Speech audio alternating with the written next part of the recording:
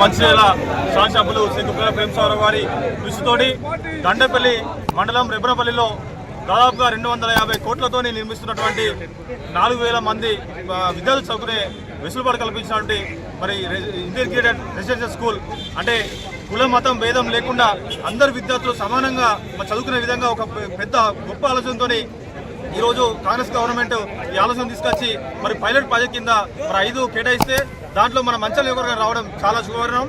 ఈరోజు 200 కోట్ల రూపాయల నిధులను విడుదల చేయడం సంబంధించి ఈరోజు పెద్ద ఎత్తున దండపల్లి మండల కేంద్రంలో మరి భారీ కటౌట్లు ఏర్పాటు చేసి పెద్ద ఎత్తున సంబరాలు జరుపుకోవడం చాలా సంతోషంగా ఉంది. అయితే పెద్దల గౌరవనీయులు శాసనసభ్యులు గెలిచిన తర్వాత వారు చెప్పినట్టు చేస్తున్నారు.